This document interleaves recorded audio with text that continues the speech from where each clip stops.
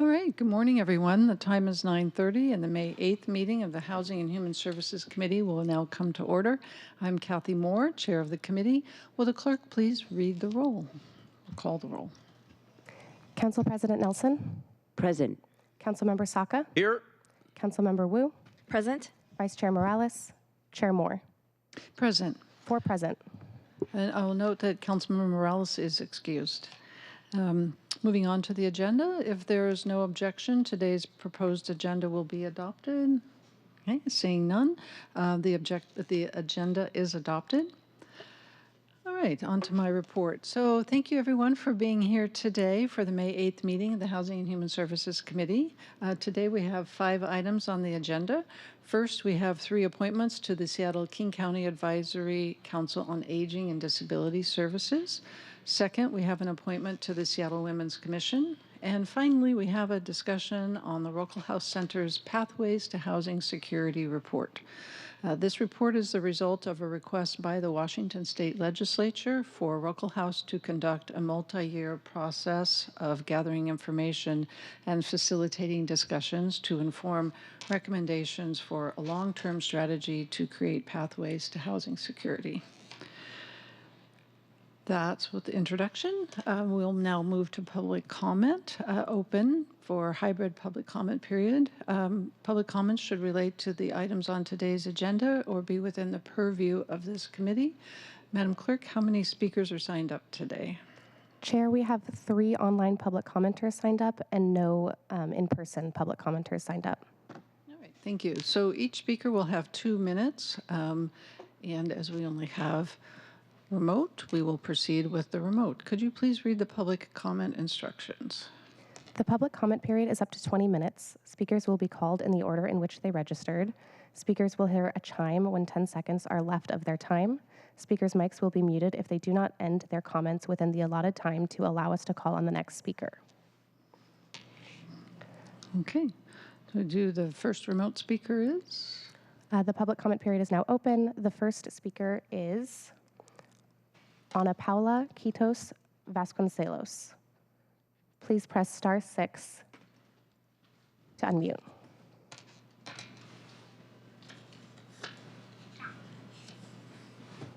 Hi, good morning, council members.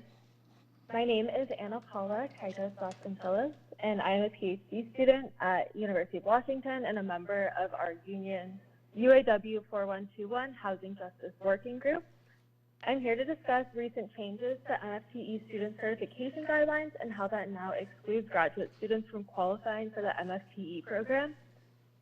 As of 2023, new guidelines for certifying students requires that all full-time students apply for and be receiving federal or state level need-based financial aid to be approved for MFTE housing. Students in PhD programs are typically compensated through university-level assistantships and fellowships, which are not considered need-based according to the new guidelines. Grad students at the University of Washington make on average $32,000 per year, which is not only extremely difficult to survive on in Seattle, but it is also less than half of the $84,000 MFTE eligibility income maximum. By imposing this need-based financial aid requirement on all students, the Office of Housing is rendering students ineligible for the program for reasons that are completely unrelated to income level and entirely due to technicalities of financial aid policy. We tried to reach out to the Office of Housing directly to discuss how the policy can be amended so as to not exclude graduate students, and we have been met with silence. As months pass, our leases are coming up for renewal, and graduate students who are required to undergo recertification are now losing MFTE eligibility. We're being forced to choose between displacement or hundreds of dollars of rent increases to market rate prices. I'm here to urge the immediate action of the Housing and Human Services Committee in support of amending the MFTE requirements, ensuring that graduate students can once again qualify for these affordable units. Thank you so much for your attention, and I really hope that you take action in support of housing security. Thank you. Thank you very much. Our next speaker is Vyom Ravel, and then we will have Audrey So. Vyom, please press *6 to unmute.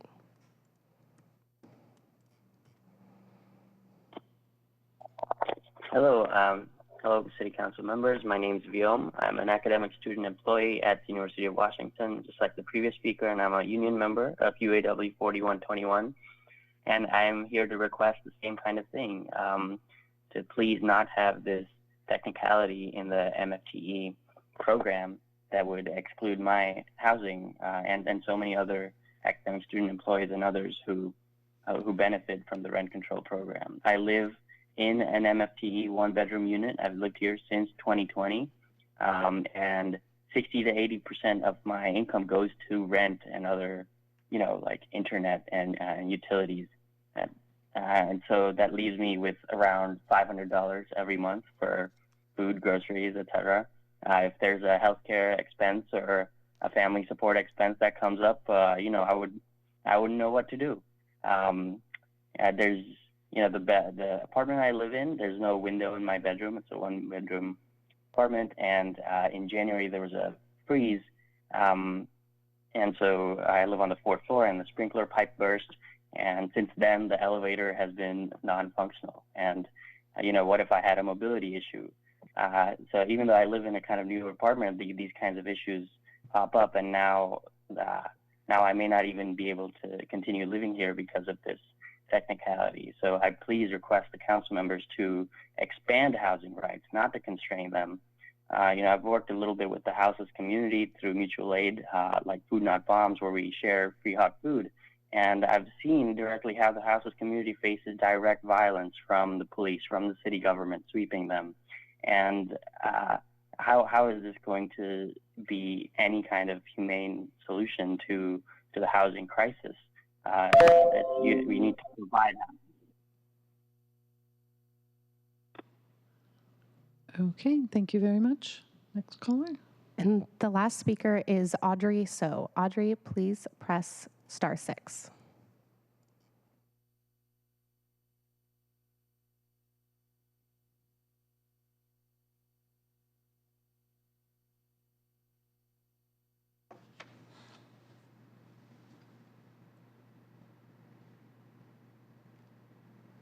Did we lose Audrey?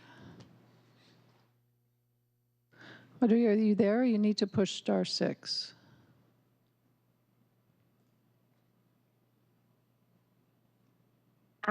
Thank you. It didn't work the first time. Hi, I'm Audrey So, and like the other two public commenters, I'm a PhD student at the University of Washington and a member of our union, UAW 4121. And I've lived in an MFT unit for the past year and a half. So as the other speakers mentioned, graduate students make very little. I make around $40K a year, well below the amount required to live in an MFT. And I even make a little bit more than most graduate students. Graduate students, many of them are entirely independent. I don't receive any aid from like my parents or others. So I'm subsisting entirely off of what little I make. And finding housing in Seattle at my price point is incredibly difficult. And even at MFT prices, I am still rent burdened. And this policy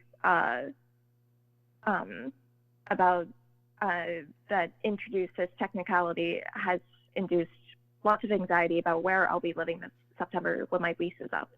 And so I would just really beseech the council to reconsider this policy. Thank you. Thank you. Yeah. Chair, we have no more public commenters signed up. Okay, thank you. I would just note that my office has been reached out to about the issue of including graduate students in the MFTE qualifications. As noted, we will be taking up the reauthorization of MFTE in this committee later on in this year. We are mindful of the issue and certainly welcome the comments, and we'll be following up with additional outreach and research into that as a potential something, a potential amendment to the MFTE program.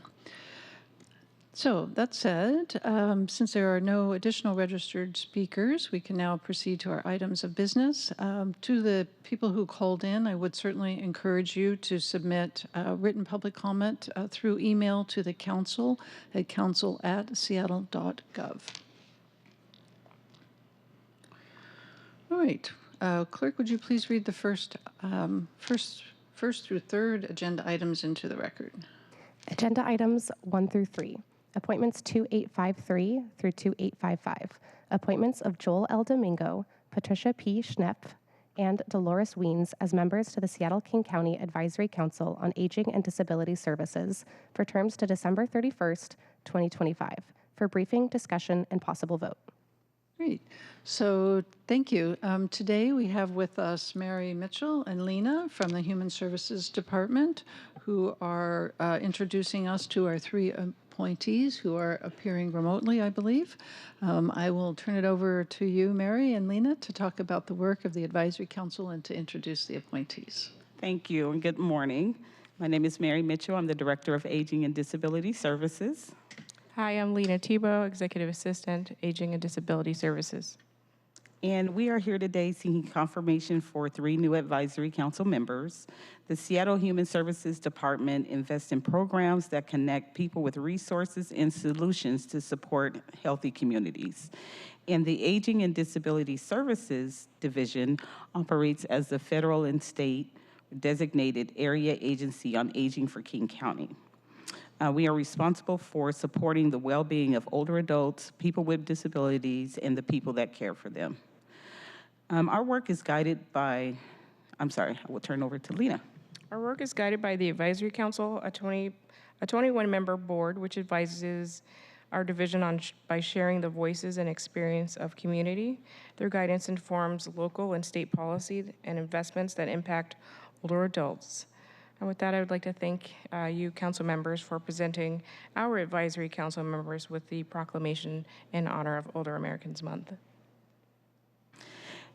They were not able to join us today in council chambers, but they are attending on Zoom. And at this time, I would like to turn it over to the members to see if they would like to share a little bit about their interest in joining the Advisory Council.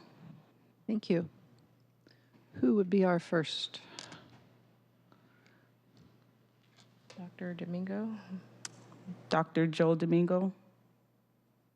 Yes, thank you so much. Thank you, Chair Moore, members of the committee. For the record, my name's Dr. Joel Domingo, and I'm honored to be here in consideration in serving this capacity.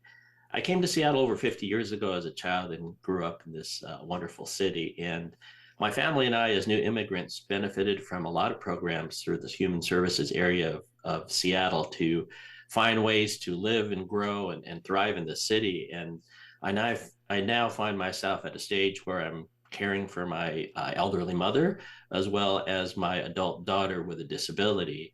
And having learned to navigate in many of these spaces in terms of the services needed to provide for living and other types of expenses and just thriving in the city has been both a challenge, but a wonderful opportunity to see the different things that are available for them. And so as this role continues to grow on me and myself being an older American, I look forward to serving this capacity because I recall the time that my mother took care of me to help find these services. And now in turn, I give back to her and my family, as well as other members of my aging family to thrive in this city. So thank you for considering me for this opportunity. And I look forward and I'm very grateful. Thanks. Wonderful. Thank you so much. The next appointee? Patricia Schnepp.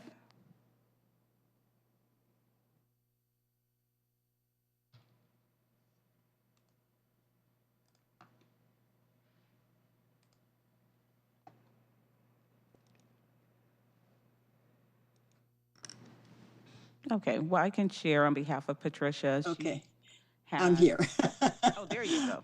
Yes, here I am. I'm very happy to be here. Thank you very much for including me in the organization. I'm an older adult myself and have experienced many difficulties being an older adult and navigating a lot of the systems. But there's so much available here in Seattle. I'm very, very appreciative. I've lived in other cities. I'm originally from back east New York and lived in Chicago for quite a few years. So there's a big difference on how the Seattle organization, the grouping, treats their older adults. And it is very, very necessary. And I hope to be able to lend my energy and my experience to further benefit the older adults in the community. And I'm very proud to be a part of the organization. And whatever I can do to help, please let me know. Thank you. Wonderful. Thank you so very much. And our last appointee? Dolores Weens.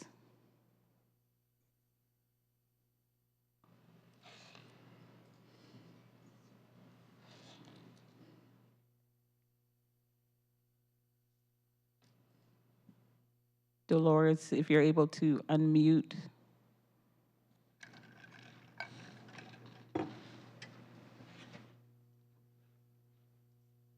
Okay, I can share a little bit about Dolores' background.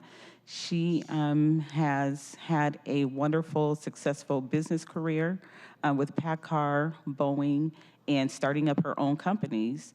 She remained committed to her values through volunteering at her church, her children's school, and sports.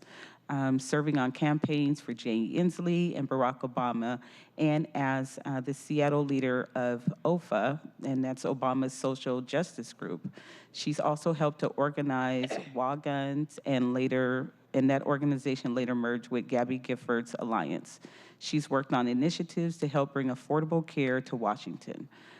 She also helped to found and is currently a board member at the Elder Council's Be Seattle, which advocates for the respect and rights of senior tenants.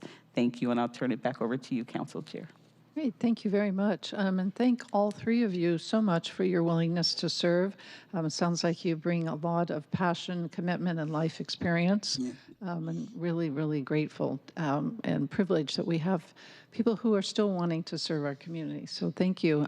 Colleagues, are there any questions or comments for our potential nominees?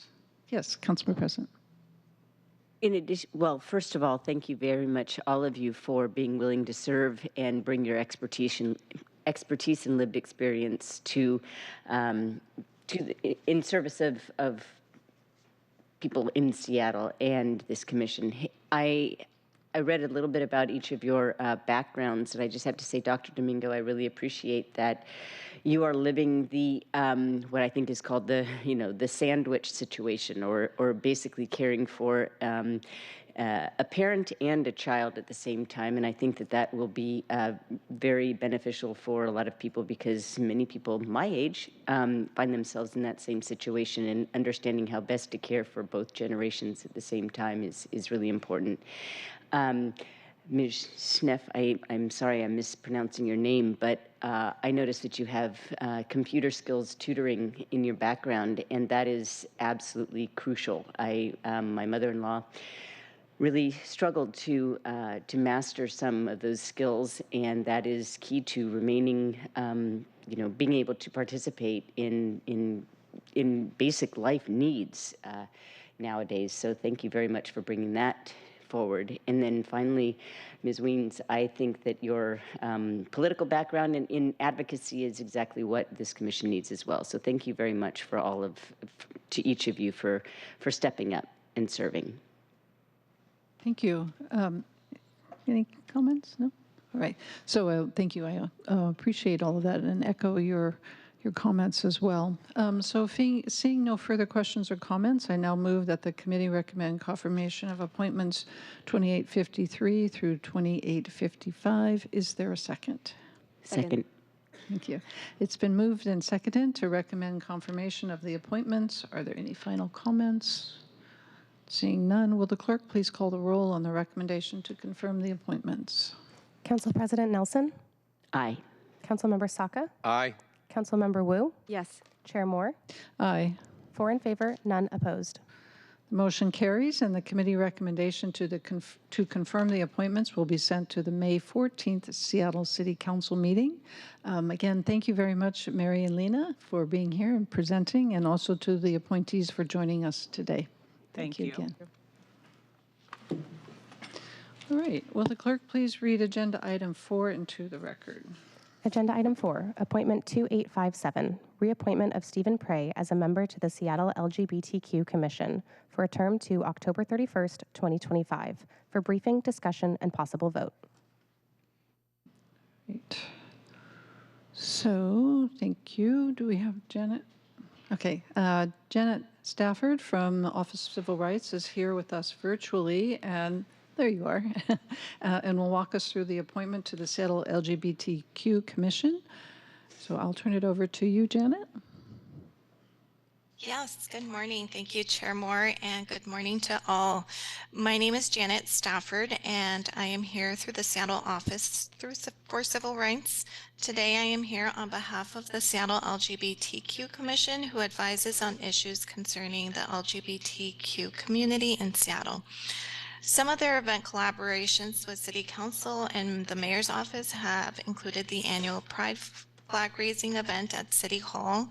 Last year, they connected with City Council and Mayor staff and really look forward this year to meeting many of you and sharing their work plan and priorities of the year. Today we have one reappointment of Stephen Prey. Stephen is an active member since 2021 and has completed his undergrad from Seattle Central, Washington, and moved to Seattle to start law school at Seattle University. After he graduated from law school, he began to work as a union representative at ProTech 17. And since then, and since his time on the commission, Stephen has been an active participant and has taken a chair lead of the Commission Operations Committee. He has led work on updating commission bylaws and this year's work plan. So the commission really looks forward to having Stephen continue another term. Thank you. Wonderful. Thank you. Colleagues, are there any questions or comments before we move to a vote? All right, seeing none, I now move that the committee recommend confirmation of appointment 2857. Is there a second? Second. Thank you. It's been moved and seconded to recommend confirmation of the appointment. Are there any final comments before we vote? Seeing none, will the clerk please call the roll on the recommendation to confirm the appointment? Council President Nelson, Aye. Councilmember Saka, Aye. Councilmember Wu, Yes. Chair Moore, Aye. 4 in favor, none opposed. Thank you. The motion carries, and the committee recommendation to confirm the appointment will be sent to the May 14th City Council meeting. Thank you, Janet, for joining us today, and please pass on the committee's gratitude to Stephen for their interest in continuing to serve on the commission. We certainly appreciate that. Thank you. All right. Will the clerk please read the 5th agenda item? Agenda item 5, pathways to housing security, for briefing and discussion. Thank you. All right. So today we have with us the William D. Ruckelshaus Center to present to us their Pathways to Housing Security, a report meant to advise a long-term state strategy to create pathways to housing security. As mentioned, the report was released in December of 2023, so it's quite timely.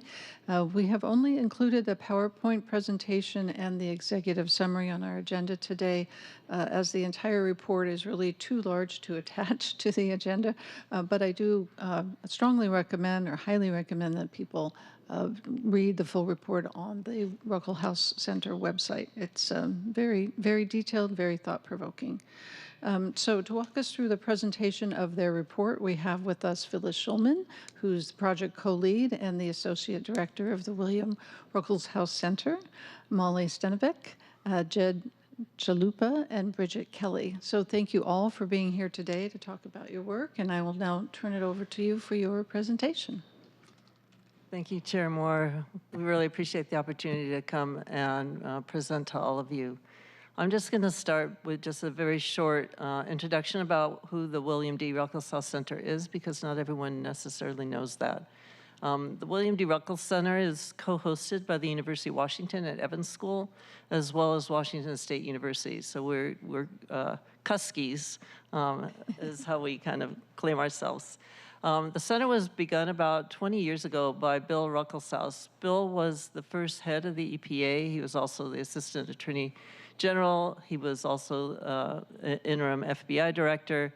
And in his vast public policy experience, he felt that the most durable and creative and sustainable solutions to public policy issues actually came when people came together collaboratively across differences, ironed things out, worked through collaborative processes, and actually came up with things that people could agree to.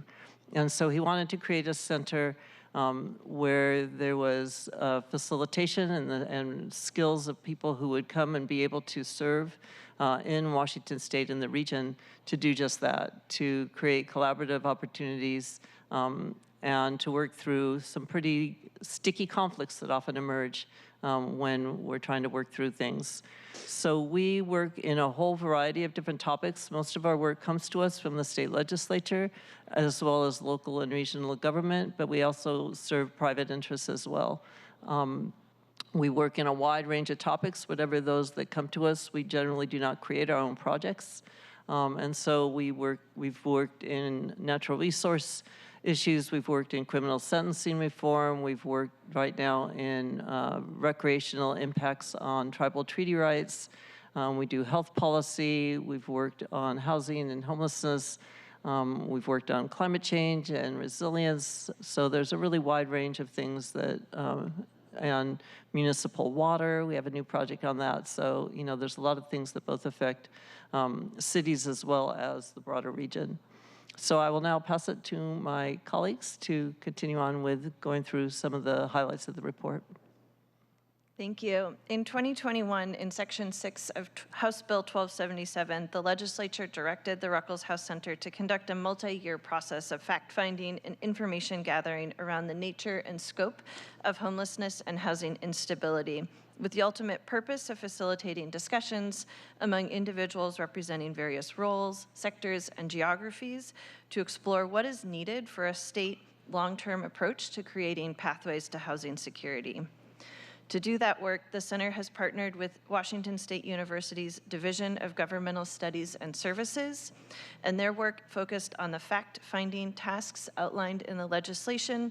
Specifically, they've conducted a literature review of program evaluations and working to analyze information regarding contributing factors to experiences of housing instability across the state. And then the center focused on facilitating discussions, which inform the development of guiding principles and recommendations. Status reports were released in December of 2021 and 2022, with final reporting released in December of 2023, and links to all of those reports are available on our website. Over the past 2.5 years, more than 400 individuals with knowledge or roles related to policies, programs, and/or lived experience around homelessness and housing have contributed their time and perspectives to those conversations. And the final report provides a synthesis of those conversations across the whole project. Thank you, Molly. So the center now has this great opportunity to help work with agencies, organizations, and various communities throughout Washington to engage with the information that we were able to identify through this engagement with over 400 individuals that we talked with. In these efforts to help uptake the information of the report, it is important to keep in mind the full context of what we were asked to do. So to start, we would like to recognize that we were asked, or that we are not the experts on housing and homelessness. But rather we're experts in developing processes that help bring people together across their different levels of expertise. Therefore, the findings in this report are not claims made by the center, but are a summarization of diverse expertise drawn together across consistent themes and identified shared goals. Furthermore, the scope of this work was statewide, long-term, and a holistic view of housing security landscape. This means that we did not investigate the resources and actions of specific communities, but instead our work looked at what is needed to build cohesion across the state in ways that maintain local autonomy and context-specific needs over time. That said, the long-term lens also meant that we looked at the continuous balancing of addressing immediate acute need alongside actions that are needed to start implementing to build a sustained pathway to housing security. This is an aspect that can be overlooked at, or that can be looked at as both and situation, in which we recognize that addressing acute needs need to be in conversation with supporting long-term goals rather than viewing these things as in opposition to one another. Also, taking the holistic view means that we paid close attention to breaking down the unintended silos that can often be created through recognizing the interdependencies across sectors, such as issues like housing security and homelessness are often associated with aspects like health, infrastructure, economic security, and community. With all this in mind, when looking to use this report, it represents a guide for developing strategies and innovations that will create greater alignment of actions and goals over time and help various entities such as cities make tough choices in their communities using the same guiding foundation as others across the state. Therefore, it is important to recognize that discussions that we held included input across the state, including Seattle and King County, but analysis and the resulting findings and recommendations are not specific to each context. The recommendations are action-oriented but not prescriptive in terms of exactly how to carry these things out, but instead provide a guide to help make those tough decisions in the context you find yourself in. Therefore, we quickly realized that there are many efforts already being done throughout the state. So our efforts worked to complement rather than duplicate these other aspects that were in parallel to ours, and these included such things as the Affordable Housing Advisory Board's engagement to update the strategic plan, the work of the Governor's Poverty Reduction Working Group, and the work of the Indian Policy Advisory Committee affiliated with the Department of Social and Health Services. Additionally, our work engaged with the Statewide Advisory Council on Homelessness as a grounding piece for their update to the strategic plan for the homeless housing crisis response. Our work also worked to identify different gaps that are currently being recognized within efforts to address the housing security landscape. One of these gaps, as an example, that often presented itself was the need to address precarious housing rather than only addressing housing issues once individuals have fallen into homelessness. And overall, this report is meant to be a tool for guidance, for support, and for entities and localities to develop strategies that as they select and design actions specific to their context. This is a recognition that a statewide report loses its effectiveness if it becomes overly prescriptive. With that said, we'll go ahead and move to the findings of our report. The context of this report present 4 different core elements. The first of these is the foundational themes, which are the synthesis of the different voices that we heard. And those really lay the foundation for all the other elements. We will talk about these elements today, which include the conceptual shifts, the guiding principles, and the recommendations. And then we will give some more examples that we have kind of identified that we think are connected to cities. And with that, I will turn it over to my colleague, Bridget. Thanks. We really appreciate the opportunity to be here and share this report with you. We decided to focus on just one of the foundational themes in talking to you today. There are many in the report, but the one that really underlies a lot of the rest of what comes out in the report is understanding homelessness and housing instability in its full complexity.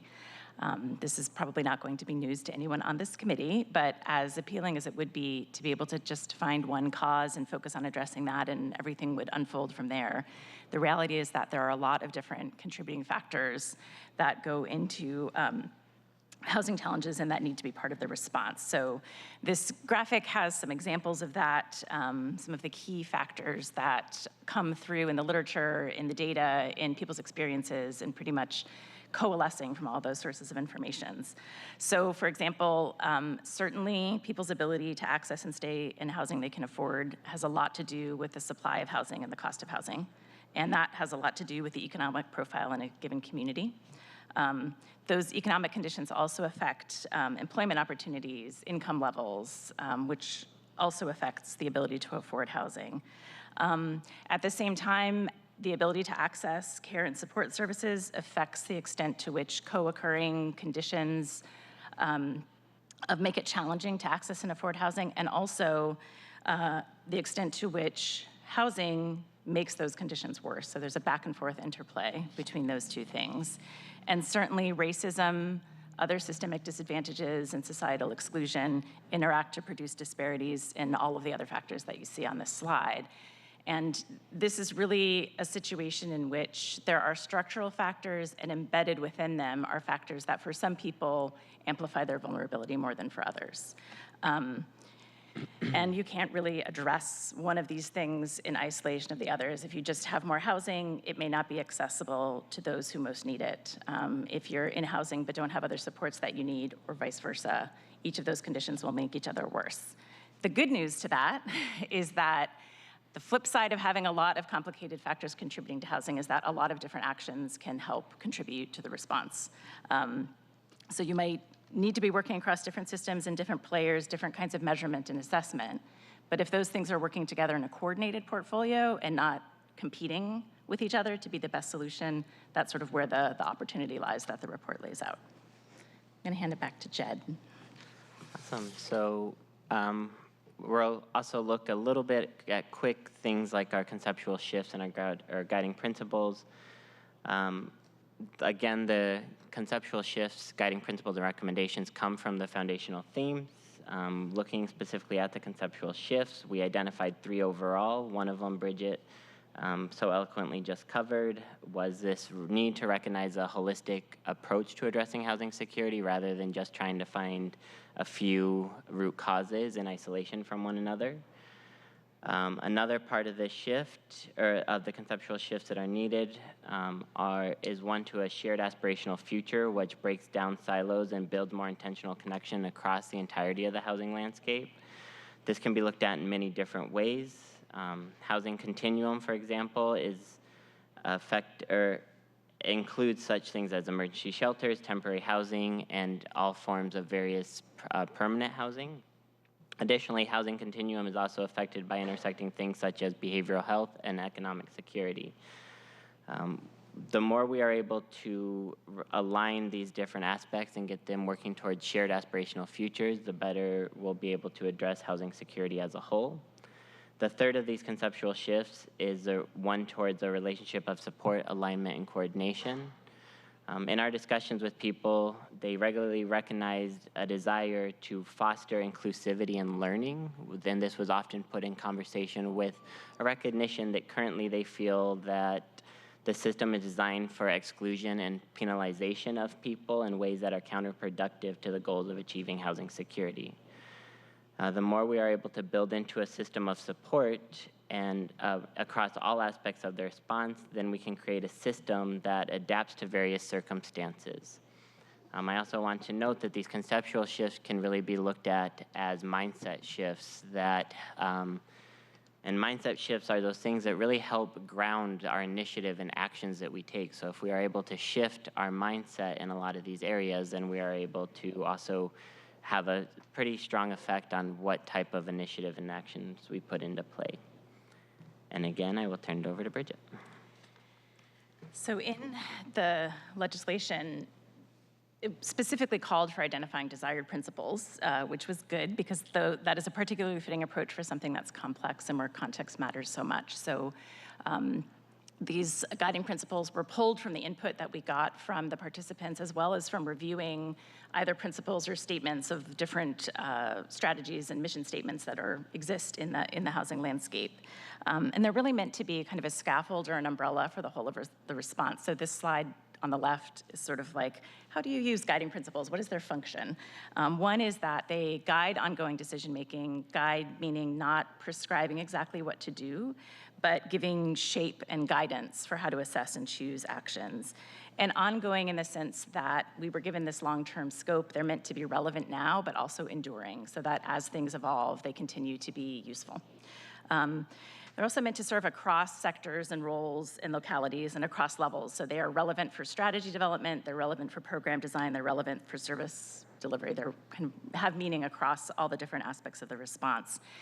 And the idea is that they help with alignment, not because everyone is aligning and doing the same thing, but because everyone is pointing towards the same shared future that Jed was just talking about. And that means that there might be different specific actions in different contexts, different places, different timeframes. Another foundational theme we didn't go into detail, but that came through frequency is this need to balance flexibility with consistency. Certainly consistency is needed to have a coherent strategy and shared progress, but at the same time, flexibility is needed because success really depends on not finding the one best solution, but on the best match. And so the guiding principles can help when assessing different options to help with that balancing act. When there are aspects that seem contradictory or adversarial, the guiding principles can help make those trade-offs and have transparency about why some decisions are being made, and they contribute to this comprehensive approach. They can also be a really useful tool for periodic assessment. So this is kind of a collective accountability that's more about the extent to which the principles are met. Subsets of the response still need oversight and accountability in more traditional ways, but this is sort of a zoomed out way of approaching accountability. There are 11 guiding principles. I won't read all of them. It's worth noting that a lot of them are interrelated. For example, there's one about employing a sense of urgency about both immediate needs and steps that are needed for long-term needs. And that kind of points to how you need both mitigation of the crisis of homelessness, but also steps towards more permanent housing supply solutions and also prevention of entry into homeless. That connects to the principle about addressing the inability of the housing market to meet housing needs. That reality has become apparent and kind of filters through the whole response. And it also speaks to creating conditions that reduce competition and facilitate cooperation and really mobilizing a multi-sector response. So they're interwoven with each other, the guiding principles. So in this idea of these as a planning and accountability framing, the question isn't really yes, no, are we or are we not doing each of these guiding principles? It's more to what extent are we already consistent and what opportunities are there to go deeper in aligning with them? We do have a couple of examples that we can go into in more detail later, depending on time and what you're most interested in. Okay, so the bulk of the too long to attach report is the 18 recommendations that emerged from the discussions. And in our own framework, we were attending to the extent to which these bolster those conceptual shifts and align with the guiding principles, so the whole report kind of works together in a coherent framework. The recommendations are grouped into the 6 areas that you see on this slide. They really are meant to work strategically, so they're kind of like gears. You can't move one without moving the other. But different entities in the response might have core responsibilities in different areas of recommendation, so you can kind of pull out the one that's most relevant and still think of them together in the whole. There's a lot to cover in this report, so I'm just gonna go through the slides. We'll have all the detailed words, but I'll try to give a quick overview to start, and then there are a few examples we can go into in more detail. I'll say a quick word about the first area on the slide, which is opportunities for partnership with tribal governments, because the state has government-to-government relationships that respect the sovereignty of the tribes and the sovereignty of the state. This was important as its own area of consideration in terms of how the state could better partner with tribal governments. And there are so many commonalities in housing challenges that this area is less about having different recommendations and more specific areas of emphasis. And they're really, relevant to the state government, but also in working with urban Indian organizations, so for cities and counties and their relationships with tribal governments. And they have to do a lot with thinking about how frameworks of policy and accountability might need to be different in the context of autonomy, having the flexibility to have culturally attuned housing and programs and services, and really having consistent exchanges and relationships with tribal leaders and leaders of urban Indian organizations. and the long-term predictability and stability in funding that's needed for those autonomous services and programs to be functioning. Again, those are themes that are particularly salient in this context, but actually resonate, across much of the response in the state. So we have a slide for each of these areas. I'll give a quick overview,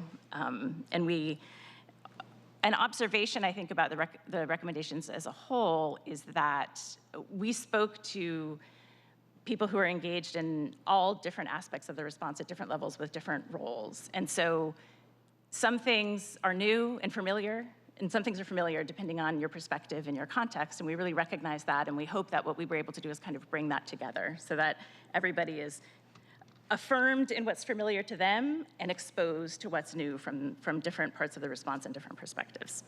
So that will probably resonate for you as you listen to these areas of recommendation. The first we called setting the strategy up for success. This is given that it is going to be a multifactorial, multi-pronged approach. That means a slightly different framework for what success needs to be and how you are going to understand and track success, so that you have success that doesn't get in each other's way.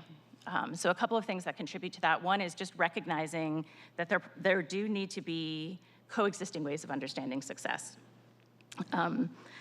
The other is really maintaining a comprehensive understanding of all the investments that advance housing security. That was something that came through, that different parts of the response didn't necessarily know about other investments that might not even be called housing assistance, but are very much integral to housing security.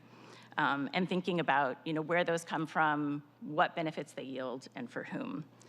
And then amplifying the insights and expertise of those who are most directly involved in the response and those who are affected in experiences of homelessness and housing instability. Not that are the only insights and expertise that are relevant, but recognizing that that has been underrepresented in much of the discourse. And this is something where there's a direction of change already happening, so it's sort of reinforcing a pattern that's already seen. That's setting the strategy up for success. The next two areas are probably closer to the frontline nitty-gritty implementation aspects of addressing housing security. The first is responding to the continuum of housing needs. So recognizing that anywhere on the housing continuum, success depends on the rest of the housing continuum. So what we mean by that is emergency shelters and temporary housing only serve their function if there are options that are more permanent available. So those two things depend on each other.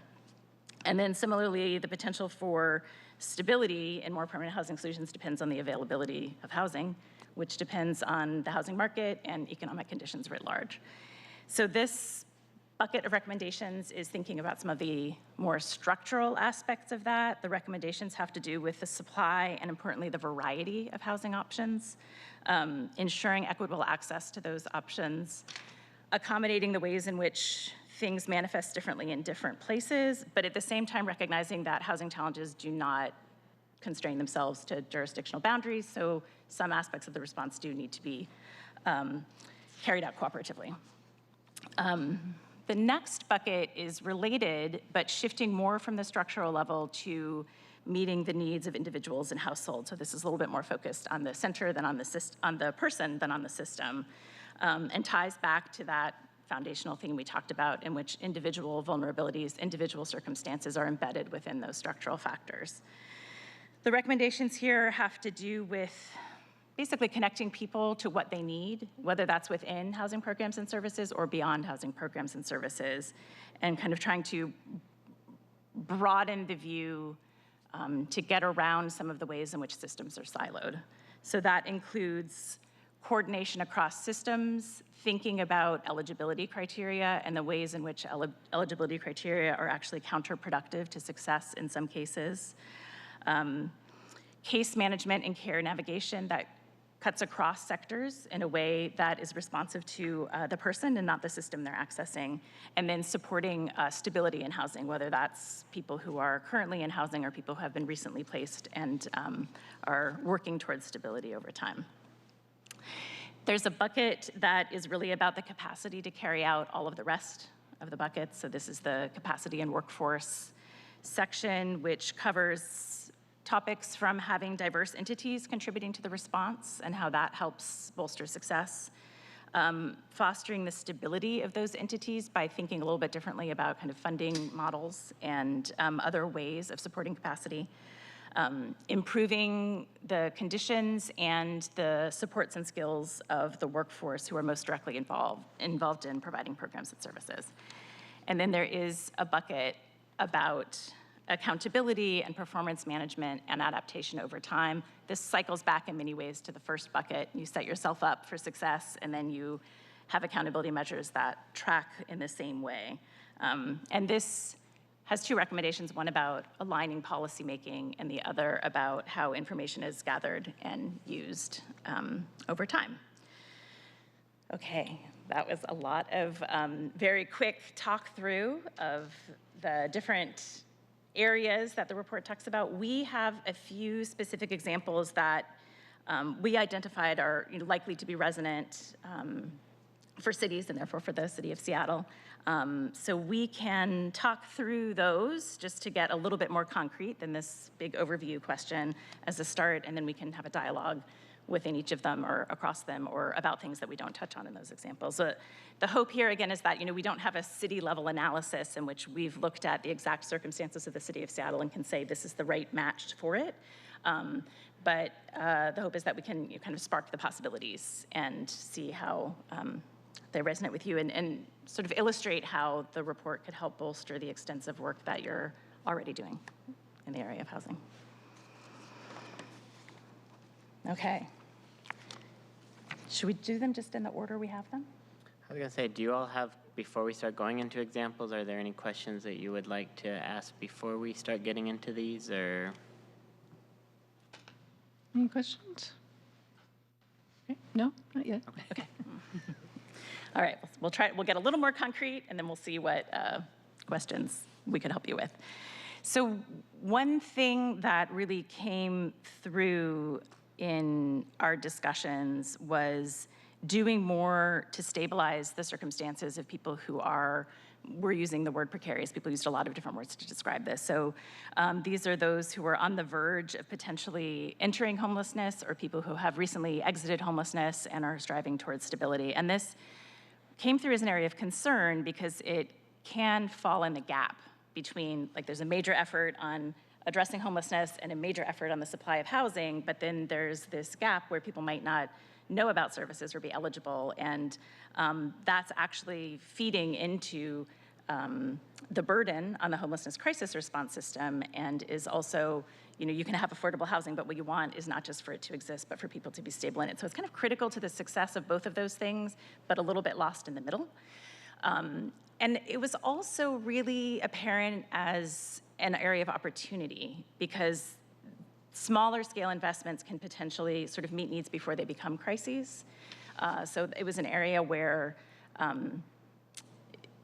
you don't necessarily need a huge investment in each case, or where different localities, different entities have a little bit more agency over what they can do with amounts of resources and connections and referrals that they can make. So it was kind of a need and an opportunity all rolled up in one and resonated really across it. A couple of the potential actions that came through, one is relatively straightforward, which is that unanticipated expenses for people whose finances are really on the brink of stability can just supersede mortgage payments or rent payments. And so a person can really meet that, avert that becoming a crisis through either small grants or short-term loans, and just putting resources towards people temporarily getting the help they need until they're back on track with their own stability that they had preceding whatever medical expense or car repair, or you can imagine all of the different needs that might come into play.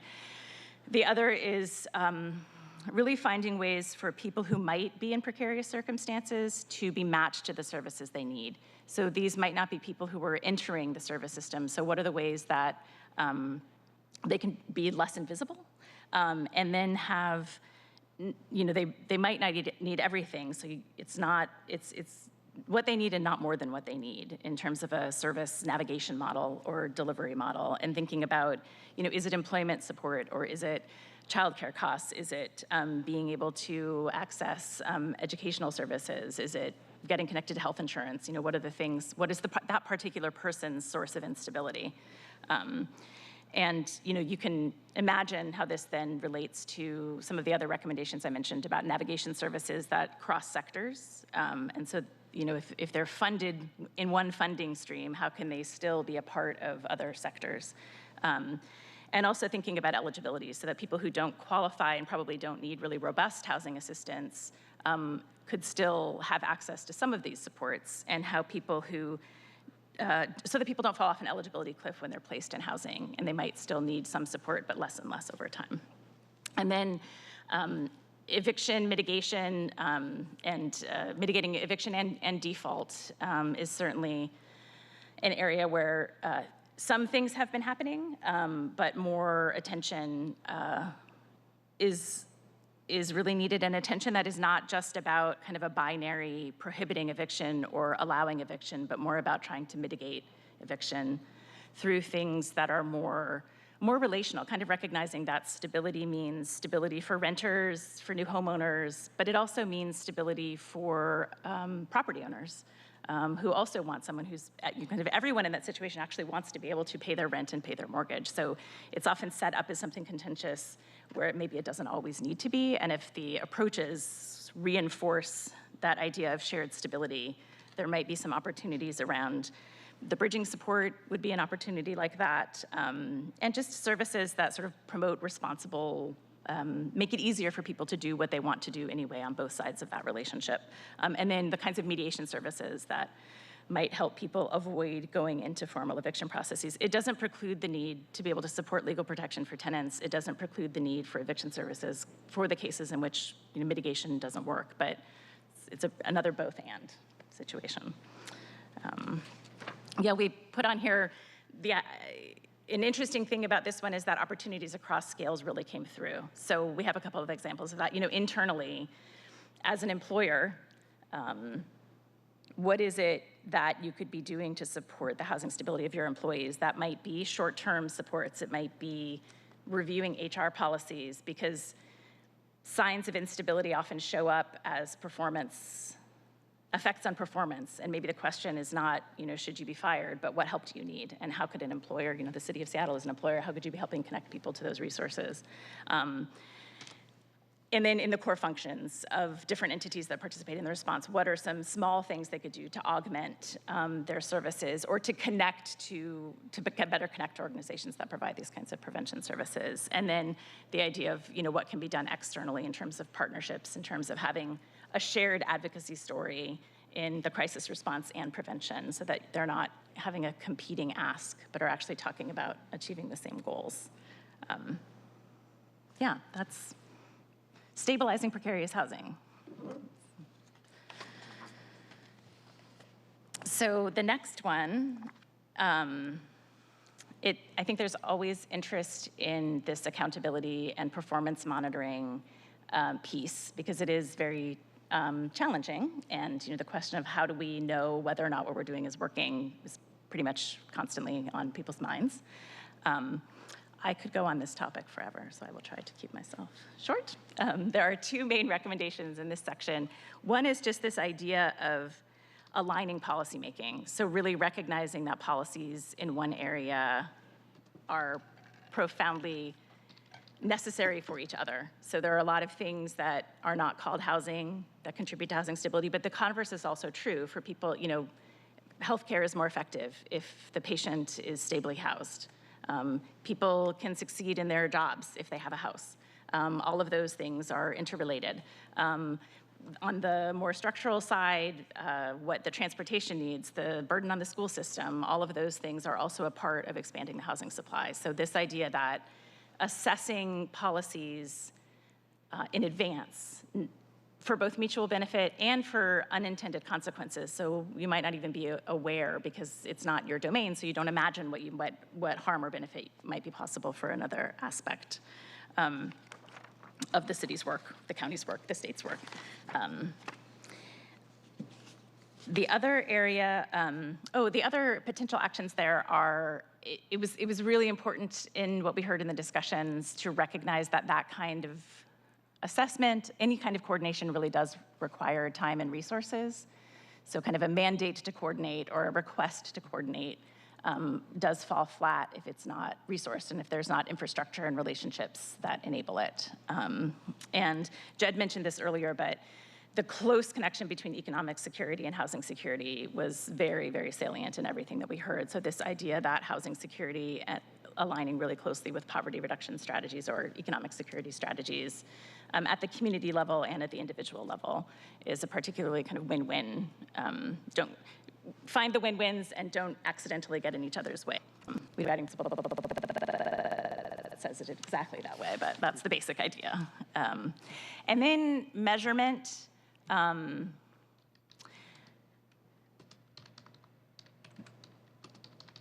One thing that really came through in what we heard from all of our participants is that there is a need to kind of think of measurement beyond metrics.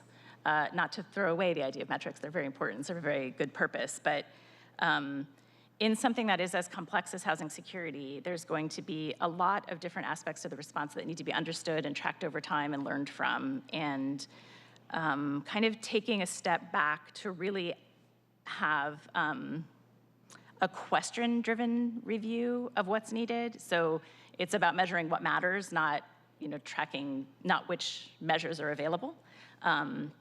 And that leads to a couple of the questions that are kind of difficult to answer in current measurement systems, like how well matched are housing options and placements? So it's not just the number of placements or the number of units, but actually how well matched they are to the need. What happens to clients over time? So having better measures of longitudinal outcomes for people.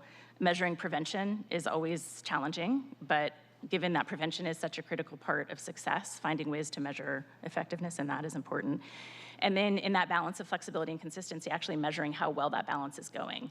Is flexibility affording the kind of good outcomes that you anticipate? And is there enough consistency in the guidelines that you're getting the kind of overall progress that the scale calls for? So that starting from the questions then leads to kind of what is the best way to track that progress. So sometimes metrics are going to work really well, but there might be other things that are needed, like targeted evaluations, studying some things on a smaller scale, systematic collection of qualitative data, different options that were named, and that there are examples of in small sets across the state that could potentially be learned from. And that really, I started in the middle in this box. The top relates to this in terms of needing to draw on diverse and complementary sources of knowledge. So this is thinking about not saying which kind of knowledge tells you the answer, but more how are you going to integrate the different knowledge so that you're interpreting a good, coordinated, and effective response. So the lived experience of people experiencing homelessness is really critical for understanding what's needed and what matters and what does and doesn't work for whom. The practice expertise of the people doing the work kind of takes those patterns across clients. So that is a slightly different source of knowledge than the individual lived experiences, and also kind of what works in context versus what works in another place or in a research study. And that kind of expertise that comes from experience is complementary to the technical expertise that helps indicate how to design what to do in response, and then the policy expertise of how to get the resources in place and the political will, and that is the expertise that you were all bringing. And I think one of the challenges, but also recognitions that came through in our discussions about this topic is that you can have these diverse sources of knowledge.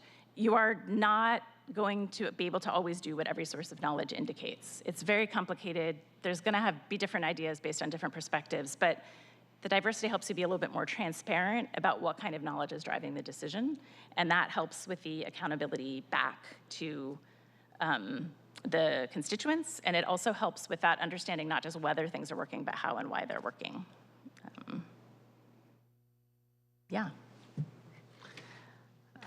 So another area that we see pretty closely connected to cities is recommendations 7 and 8, which really look at the variety and cross-jurisdictional engagements. A continuous conversation had among people that we engaged with was the need to find balance between local response and a more regional state approach. This was often discussed as people recognize that each community has different resources and needs and must work within those to address housing security, but still needs some level of consistency across the state as the problems people are facing do not stop at the city or county borders. With this in mind, the report recognizes that it is not a question of whether the response should be local or regional, but what aspects of the response need to be locally flexible and which can move to a more regional cooperation, and to what extent does that cooperation need to happen. Cooperation does not mean you implement everything collaboratively. At times that might be the case as some aspects of the response become more stable if implemented across locations. But with other aspects, it is more about more advantageous to simply have some coordination which takes a lot of open and robust communication about what is being done and how it relates to other aspects. With this conversation, it's also important to recognize that as things get larger, they often need to be solidified and a bit more, but that does not negate flexibility. Everything is both and flexibility needs to remain present in all aspects of the response to ensure easier adaptation as situations change, which we recently saw how dramatically situations can change quickly with the COVID-19 pandemic. That said, flexibility does matter, but so does consistency. Consistency does not necessarily mean that it has to be prescriptive rules, though. Consistency can be more of a guideline to help align decisions across different areas and provide guidance and technical assistance as adaptation is needed. With all this in mind, recommendations 7 and 8 are not in opposition to each other, as some might passively assume, but rather they need to be strategically merged, and diversifying the approach is needed for every situation. Recognizing this interconnectedness of these two recommendations also draws in their connection to other recommendations in the report, such as recommendations 4 and 13, which both address the need for diversity, some at the level of diversifying the various housing types that are available to people, but others also recognizing the diversity in implementation of programs and services. So if I may interrupt you, I think that this slide gets to kind of the heart of some of the discussions we're having right now with KCRHA. There's a lot of talk about, do we need a regional model, or my mantra has been answer the question, how do you do hyper-local within a regional model? So I like the fact that you've pulled out these questions to consider, and I think it's a discussion that the city and the county and all of the other jurisdictions need to be engaged in. And I'm wondering, do you have recommendations about how to facilitate those kinds of discussions? And how do we begin to accommodate ways in which challenges manifest differently in different places, provide the tools to respond, and yet work cooperatively in a continuum of care? Mm-hmm.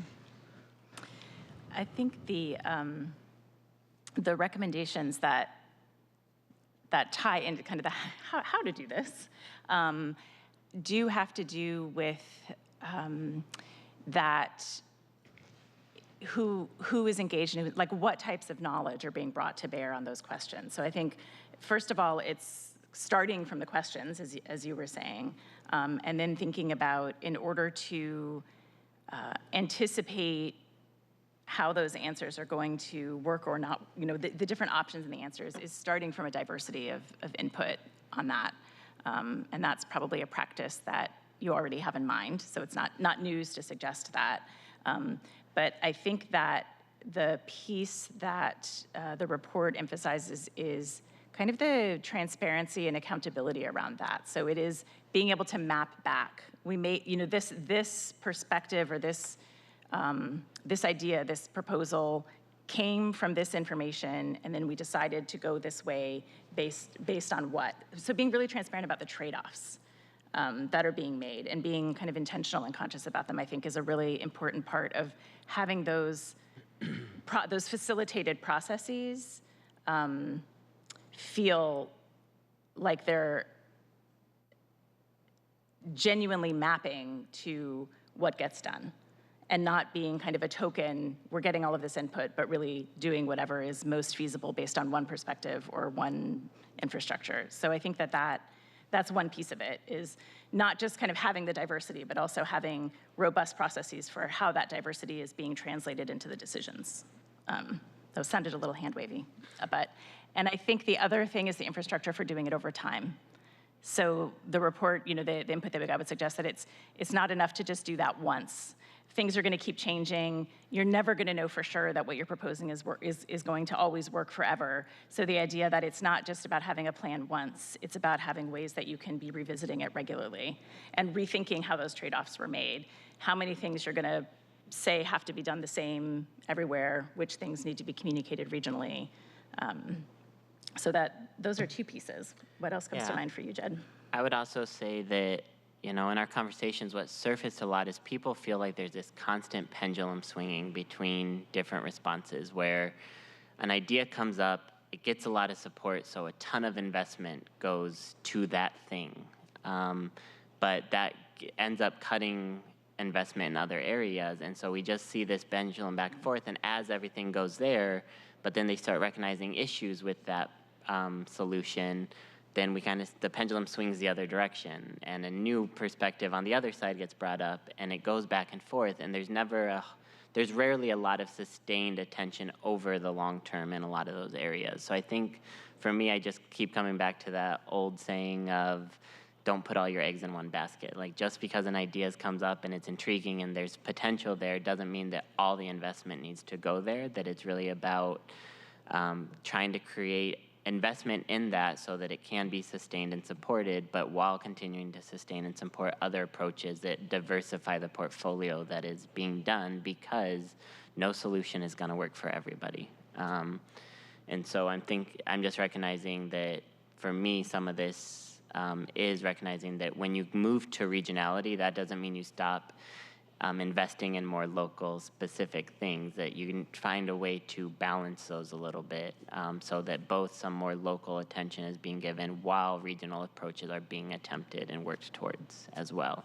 And as you work towards those regional things, as Bridget was saying, making sure that what regional things will be implemented are also a regional collaborative process and decision making as well that reaches out to the various different communities that will be affected by that regional approach, and making sure that we have that robust conversation of what negative things might come from this, and can we mitigate those and think about mitigating those before we even start implementing.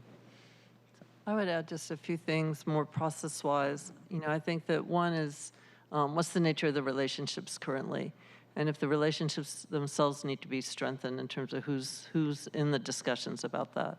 There's been, years of interactions, some of which are probably carry tensions with them, some of where relationships are better. And so at the core of it is, establishing whoever it is that's going to sit down and talk about it, are those relationships established, strong enough, and respectful, in the sense of being able to come together. I think the guiding principles in here, and whether they're these guiding principles or other guiding principles, like what are those guiding principles to guide the process along, so that people can, have the conversations that they have. And I think that, when you look at the questions to consider, so many of these things really have to do with really thinking through what is it that's really important for us to ask of ourselves in these conversations. And so that's, in some ways, that's a design piece, I want to say, in terms of really identifying the purpose of the time together and clarifying together what are those key elements that really require the conversation that you're wanting, over a region or over a local city. So, it's the question, like I think about some of the state things, some of the things I've been involved in, some of the core questions have been like, does local control really benefit us in this situation, or are there issues that we really need to kind of pull away from that and realize that we need a different kind of approach?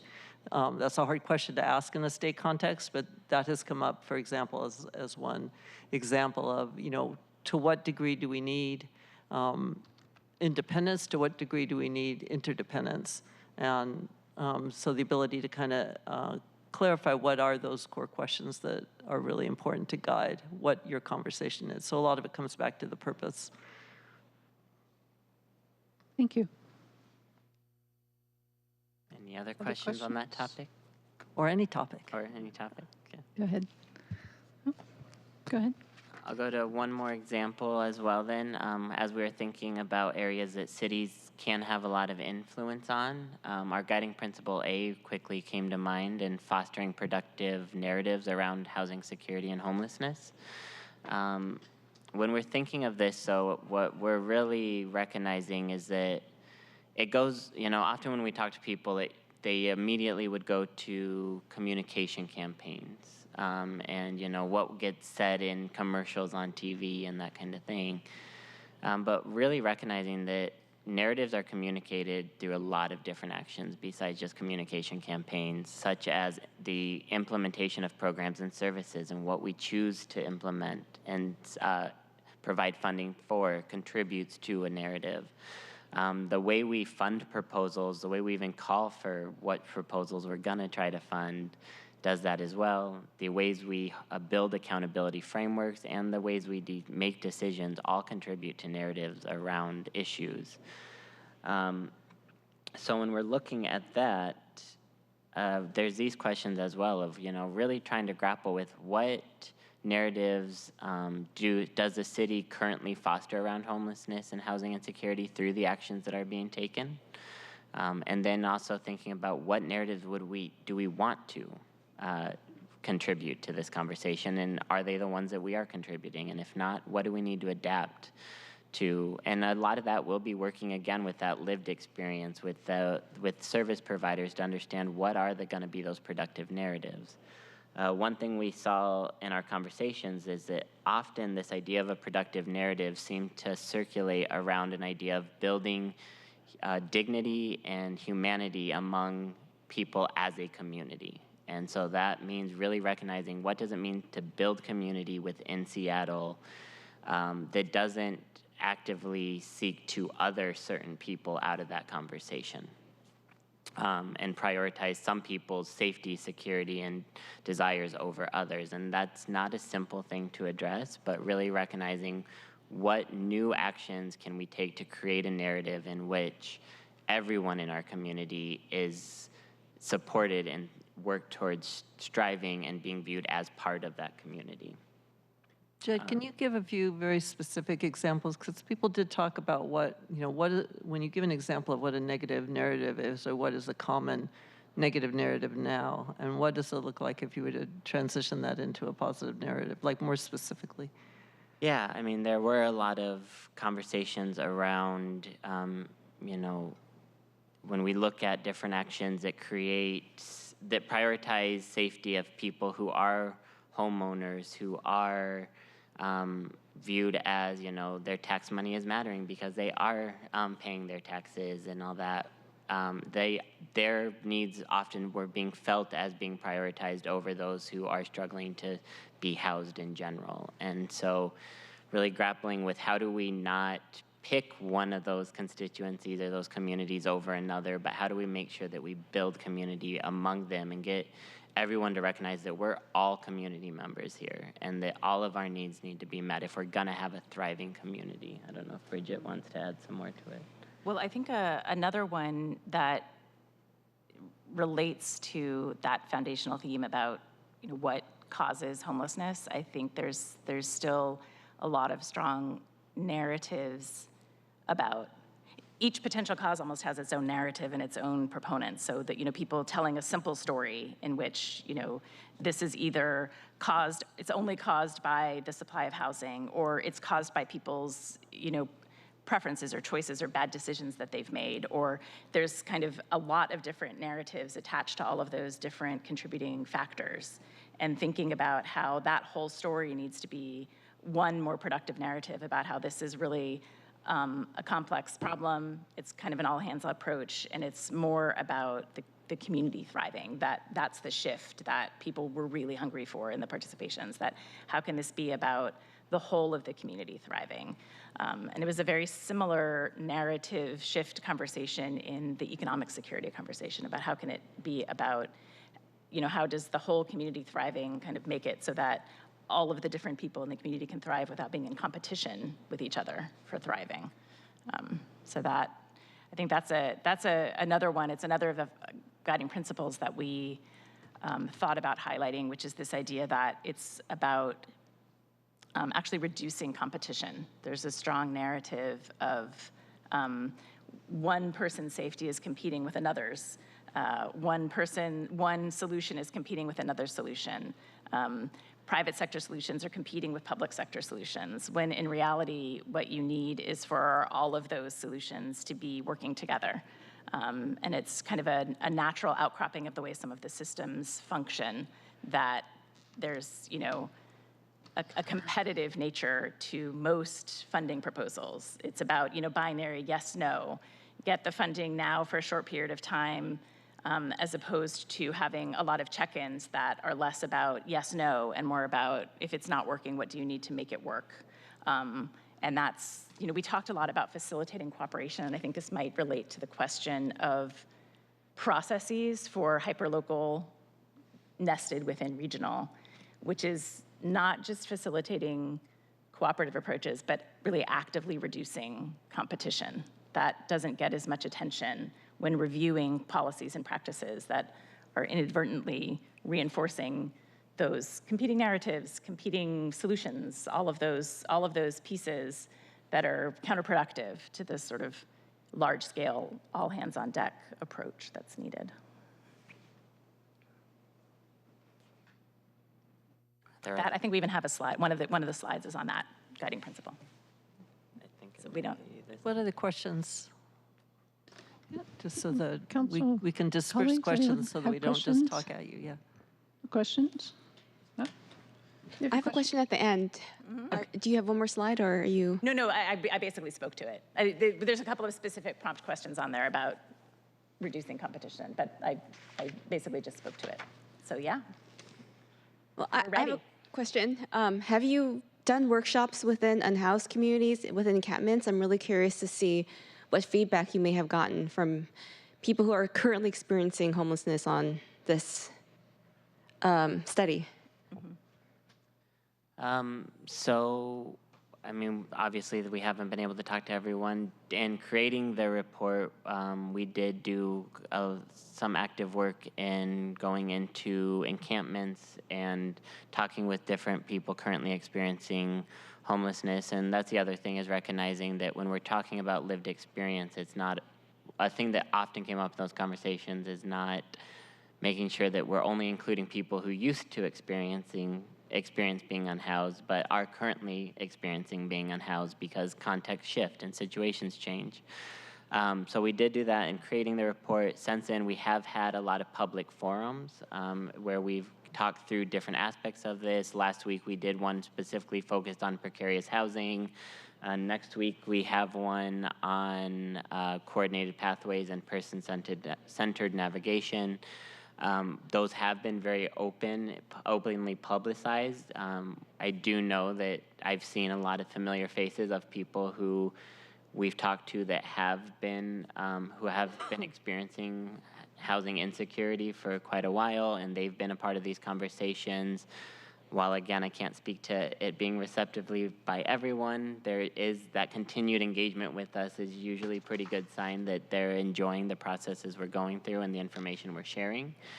So there does seem to be some good uptake of it in that space. And in this, we also have a lot of service providers who are very close to their constituents and their communities of unhoused individuals, and they seem to be pretty engaged in these conversations with us as well.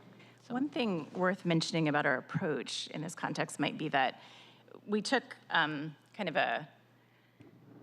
we took an approach in which we had some smaller scale forums, in which it was more kind of like perspective, speaking with like perspective, so that it was an opportunity to speak in an environment where you didn't feel like you had to be making your case or advocating. It could really be a candid conversation.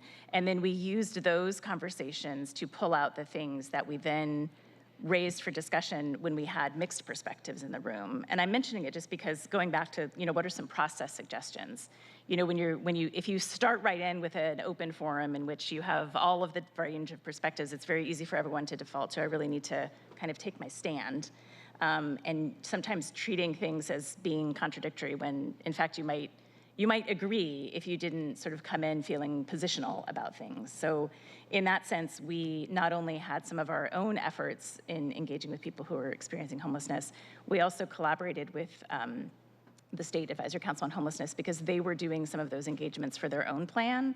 So we collaborated on those questions and shared those findings so that we could use that in both of our analyses. So we didn't directly do it because it would have been duplicative going to some of the same communities, doing some of the same outreach. We merged efforts around that. So that was an example of kind of the smaller focused conversations among people with more similar types of expertise and experience, and then bringing that,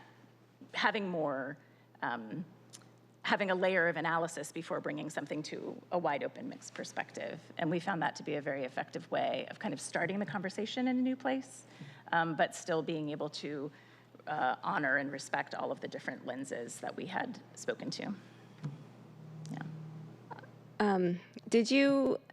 So I want to thank you for an amazing presentation and report. I think you did a really great job providing the high level view on a lot of very complicated issues.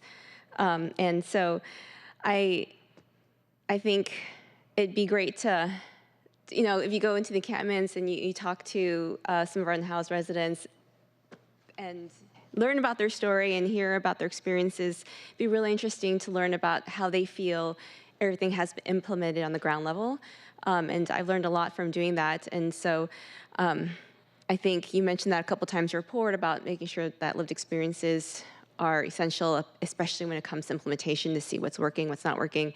Are you doing anything in the sphere of, I guess, analyzation of current implementation methods or studies on, I know KCRJ has a 5-year plan. This sounds very much in line with the study, but not like just looking at what's currently being done and giving recommendations? Well, I won't speak to what the center may or may not be doing, but our analysis for this report is finished. But a couple of things worth noting, which is that Molly mentioned that we had a partnership with the DGSS. And so on our website, there's also their report, which includes a literature review. So that speaks a little bit more, at least to the extent that the research evidence speaks to some of those implementation lessons. So that is available. We didn't present those findings, but it's very consistent with then what we heard, which is that the success really comes from the match. So there are some some program models that are matched to some needs. And the most important thing is not necessarily to implement the best program, but to have really good high quality programs in enough variety that they can be matched to needs. So if someone needs wraparound services, permanent supportive housing is the right match. If someone just needs the kind of bridging support that we were talking about, that's the right match. So they go through that in some detail in terms of the research literature. So that piece is probably going to be resonant with some of the other resources that you described, but that resource is available in a little more detail for the literature review. And I think the integration of those two things was really telling in terms of some of the findings of our report that resonated with what the literature was saying. And it's also just as important to find differences that might speak to a little bit like why something might be different in Seattle, even though the research literature suggests that it might work somewhere else because there's a different, the cost of housing is different here than it is in other places. Those the kind of back and forth between the direct engagement that you're talking about and the aggregated knowledge from the literature.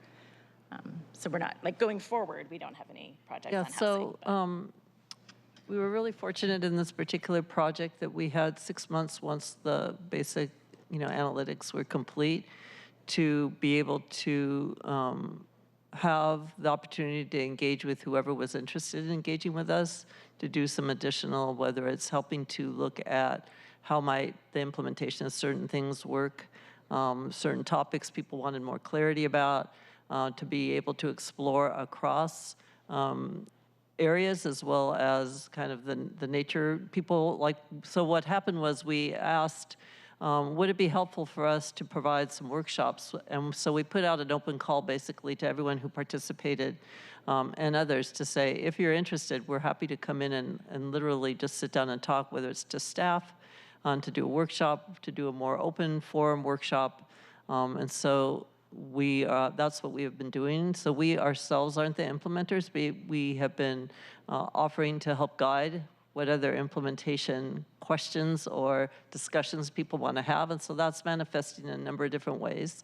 So some are like this, and we'll be doing this with the King County Council as well. But we also identified there were 3 particular topics that people really want to dive more deeply into.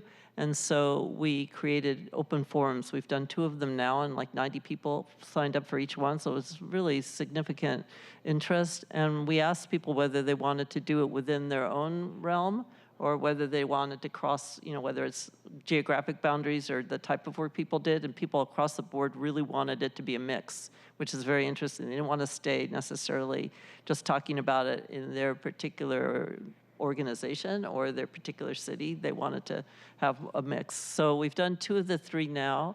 We will be going to Spokane and also to Bellingham, who asked that we work more directly with their cities and what's going on there. And so we're offering that. And all this is just part of our existing work, which is funding that's come through the legislature through commerce. And so it's not like there's extra pay. People don't pay for this. We've just put that request out. So if there's anything more that the city of Seattle is interested in terms of, sitting down and asking more deep questions, or to say, I don't understand this part, or to say, can you help facilitate a conversation, which is one of the things we're doing, for example, in Bellingham, amongst different people who are doing different plans, et cetera. We're open to do that. We just got some extended time to be able to do that. At first, it was until the end of June, but Commerce has now actually given us, almost another year if there's interest in people coming back and saying, how do we really utilize this? Or here's what we need to talk to you about. So I'm just putting that out there, that's certainly an opportunity as people are working on plans. The other thing I would say is that Commerce is updating their strategic plan. Is that what they're calling it? Is that? It's the State Homeless Crisis Strategic Plan. And they're depending on this report very intimately to inform that report. And so that will affect the policy level and even funding things on the state level. Yeah, I'm really interested to see what's been working, what's not working, especially we're in a declared emergency of homelessness for years. And going forward, how we can make those tweaks and changes, especially during this time. There's a lot of mental health needs, a lot of fentanyl is on the streets. We see its next iteration, trank, quickly evolving, and the amount of deaths is quite distressing. So I'm really excited to be delving into this report a little bit deeper and learning about your ideas regarding those areas. I also have one final question. This last couple weeks, I've been hearing a lot about the homeless industrial complex. In your views, I feel like when we keep things at a very intellectual level, we run the risk of going into that direction. Can you talk a little bit about if you've looked into that, if you have done any studies regarding that, how do we avoid that? I mean, you gave a lot of great umbrella ideas, but has there been any discussions around that issue? I'll start. Is that okay? unless somebody else has it.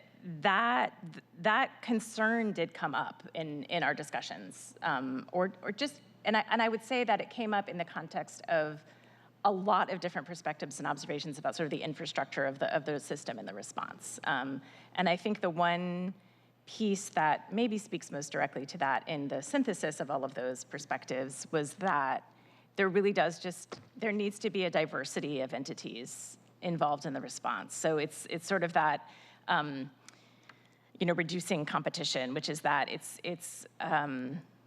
what's needed is to make it more possible for more entities to do an effective job contributing to the peace that is their peace in a way that adds up and is effective.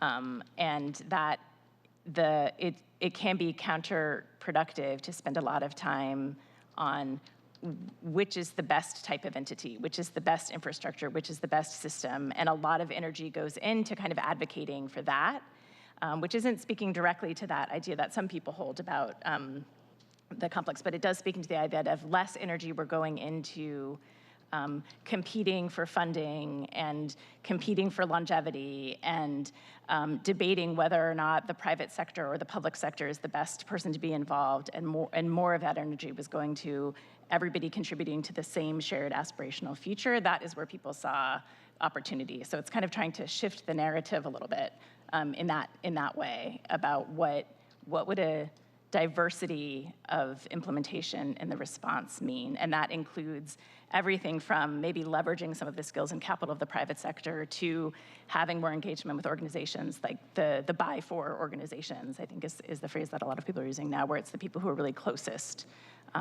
to those experiencing, who are actually implementing and being hired and being involved. So kind of that whole looking for opportunities across that whole spectrum in a way that's more all pointing in the same direction and spending less time on a competition of ideas or resources. So the report doesn't have a direct message to that, but I think that's the closest conceptual piece that matches the concerns that people have, or that speaks to those concerns that some people hold about that. I don't know if to add to that. Thank you. Colleagues, any other questions? No? Yes, Council President. Thank you very much. Just a comment first, which is that I really appreciate you focusing on or highlighting, at least in this presentation, precarious housing, because I think that we forget that a little bit, because for the past several years, many years, there's been so much attention on acute chronic homelessness, and I do think it's important to think about precarious housing, because we can prevent. Prevention is always preferred, I would say. Let me stop right there. But what you're hearing, I think, is a desire for just tell me what to do. And I'm sure you get this a lot, right? I mean, because we were just touching on, all right, when we're making choices with a limited amount of resources, I heard you say understanding the knowledge source. I think what you're getting at is you're going to hear various providers talking about why their approach or their mission or their scope of work is the most important. So how do policymakers negotiate that? And so, and you haven't set out to answer those questions. You've provided a framework, right? But you're not going to be able to get away with that. I don't believe, because I think that, I'm reading this legislation in under section 6D, it says a report of this effort is due to the governor and the appropriate committees of the House of Representatives and the Senate by December 1st. That already happened. Do you anticipate being called upon to offer advice this upcoming session on, okay, how do we operationalize this framework to make the best decisions going forward? That could very well be. So typically in the fall, we are invited to committee, in meetings in the fall to help give. We've done a few of these already, but it was preliminary. It was before the report, I think, was finalized, where we went to some committee. The day that it was released. Yeah. So yeah, that could very well happen. And so, that's where we are here to help think through those things. But again, we're not the content specialists, right? We have amassed a synthesis of a lot of perspectives to try to move things along. And so we are helpful in that. But ultimately, the decision makers, and the program people have to figure out a lot of this. But yes, we will be available to them, and I expect that we will be called. And we are constantly in contact with legislators who were part of this. So yeah, definitely. I think that, when, I was trying to think about like, what are some of the really key messages, and then how do you implement them? So there's a lot here, and that's true, and it's meant to be a lot. It's complex, and if it wasn't, then we probably didn't do our jobs. But I think that, you know, one of the things that I heard in thinking through this was really how to, like, there's a lot of decisions around funding, and there's a lot of competition for funding, and how to incentivize cooperation and collaboration and reduce some of this. The other is how to, you know, in whatever ways you control the different programs or have input, I would say not control, but have input, you know, what are ways in which you look at some of the key recommendations, like around system flows and how services are provided to somebody and what's exclusionary and what isn't, and how do you break down some of that, and really looking at the experience of somebody going through the system. And I don't know, some of you may want to, you know, Bridget or Jed, you may want to give an example of that, but that's a really, when I listened to all that and read that, it was like that gave me some direction as to, oh, this is the ways these different entities who provide these different services need to better connect to each other. So what is your role in being able to help them do that? And so I think that that's, because there was a lot of examples of where that was needed. So, but again, you know, we're available for a little while still if we want to, if you ever want us to delve even more in, and when you really think about more specifics, it's easier. It's hard in a broad presentation to give too much of that. Thank you. Councilmember Rivera. Thank you, Chair. Thank you all for being here today and for doing this presentation. This is such important work, and I really appreciate all of you for doing it, and the state legislature for calling for this. Obviously, we're all grappling with the same thing. I want to echo Council President's comments about the precarious housing. I actually had the occasion more recently, since I've been in office, to help one of the constituents in my district who is housed. There was a family situation. You know, folks are living what I say one paycheck away from homelessness. That's actually how I grew up, and it's how a lot of people in this country live. And so we were able to help this person stay housed, this one person, because they had a change in circumstances with how they were paying for their unit, if you will. But there are many people like that. And so I really do think we need to give focus to the folks that are in danger of and precariously housed, as you say. And so I'll leave that there. We definitely need to have focus on that strategy. My question is about, you know, you've talked, and I agree about the incentivizing cooperation and collaboration. And I know that initially when the city and the county entered into their interlocal agreement, it was to foster this cooperation and collaboration. It was in 2019. We're now in 2024. I'm wondering if you all, as part of this study and work, worked with or looked at that system. And to be honest, I'm not sure if there are other similar collaborations happening across the state. Obviously, I'm most familiar with Seattle, so there might be other collaborations similar. And whether you looked at those, if there are any, or certainly the one in Seattle and King County, to look and give recommendations on how can that better be working? Because obviously we see KCRHA is running into a lot of issues. It is not working the way it was intended. And I think we need to be looking at these types of collaborations and how can we help them set up for success so we can achieve these goals that we're all grappling with together. And especially because, to Council President's comment also, we have limited resources. And I heard you say, you know, about the sustainability of, but we have all of these pieces. And I do believe we are addressing many of them, right? We are addressing the precarious, the folks that are precariously housed. Like I said, I was able to help in that instance, many more needing more help. So I think, and we are addressing the acute homelessness, and we're addressing, you know, the temporary and the permanent supportive. There just isn't enough resources to scale up any of those. And so anyway, back to my original question about did you reach out to collaborations like KCRHA to study how can we better, the intent, I think that the intent was a good intent, entered into for the reasons you've identified here actually, and to address the questions that you've so greatly pointed out. We have a model that we can study. How can we, did you do that, or would you recommend that as a next iteration of the work that you've done? We had participants from King County and Seattle, and involved in different degrees of closeness to what you're describing. We didn't do kind of a case study, case example analysis of any particular, and I would say that there's actually a hunger for that idea of some of the people who came with examples and were sharing their experience with examples of documenting that more fully across the state for the kind of learning that you describe. Our analysis wasn't structured that way. It was really kind of rolling up the themes from all of the different experiences that we heard. So we did have people with the experience local to Seattle and King County, as well as to some other,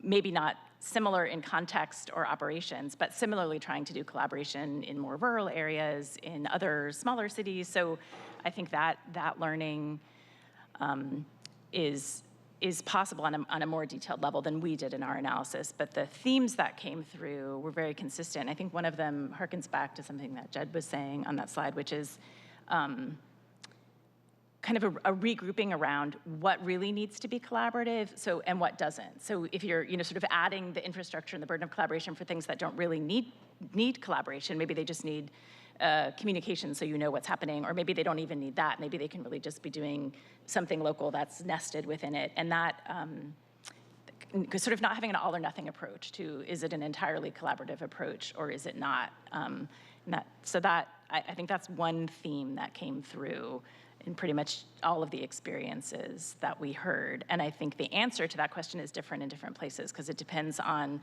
how big the scale is, how much crossover there is across jurisdictions. The King County region is different than large, geographically large but less densely populated counties who still might need to have some collaborative aspects, but maybe not quite as closely as something that's more urban density. So those and when there is, and I know there are assessments happening about that experience, and trying to do the learnings and hopefully facilitating a process, but some of those, we have more like prompt questions to offer you than solutions to give. But I would say that there's a real hunger across the state to have some of those more case example kind of experiences documented and shared. So that's a message potentially for the state, potentially to scaffold for the different parts of the state. And just recognizing the interconnected of, like, when you look at our report, it really is about doing the best to connect all these things and not say, oh, these things align with what we're doing, so we're just going to focus on, like, having that conversation of, okay, but how does it impact all these other things? And if we're not impacting all these other things, how do we make these actions impact that more? And I would say in our conversations, what often came up, again, going back to Bridget's point of the metrics not always being enough, is really with such a strong focus in our structures today on our metrics being met, there's a lot of complexity that cause problems in that type of a system. Partially because it doesn't create a community of support. It's you're meeting these checkpoints or you're not. And if you're not, the structure is currently set up to say, well, then you lose your funding, you do these types of things. But that doesn't mean that there wasn't success in that. It wasn't a failure. And so some of these collaborations that often get marked as, oh, well, it failed, it still did some good work. It may not have hit these predetermined metric check boxes that we've come to look at as whether it succeeded or not. And so another way I would like to push people to think differently is recognizing that a lot of times those check boxes do leave a lot of the success out, and that they don't measure everything that's happening. And by focusing too much on those metrics, and not saying that they can't be important, but too much focus on them can lead to that competition and that stress that people are feeling. And that when we really try to look at what, rather than saying you're meeting this or you're not, so you lose funding or this or that, it's what can we help you do to bolster you if you're not hitting these metrics? Why aren't you hitting these metrics? What's needed in support, and what can entities like a city or a county do to help support that, recognizing there are resource issues with that and all that, but the more we can slowly start building that, and that's, I think, another thing that's really important to recognize with our report is, as much as we would love to tackle this all tomorrow, chances of that happening isn't going to happen. And so a lot of this report is how do we slowly start moving towards those things over time, recognizing that we're chipping away into angling at a right direction over time. And that's not always the easiest thing. And it's frustrating, especially when we're hearing things, you know, again, going back to metrics, how many people were served this year? Those numbers can be great, and they are significant, and they matter. But that doesn't mean we got everyone out of homelessness. And for people who currently are experiencing homelessness, those numbers really don't matter to them. And so again, that metric is only telling part of the story. And where do we start recognizing multiple different markers of success that aren't necessarily checkbox things? Yeah, the report includes a cautionary note about target setting, that targets can be really important kind of benchmarks and aspirational goals, but setting overall targets can also lead to inadvertent consequence, can be leading to kind of just focusing on reaching the easiest to reach.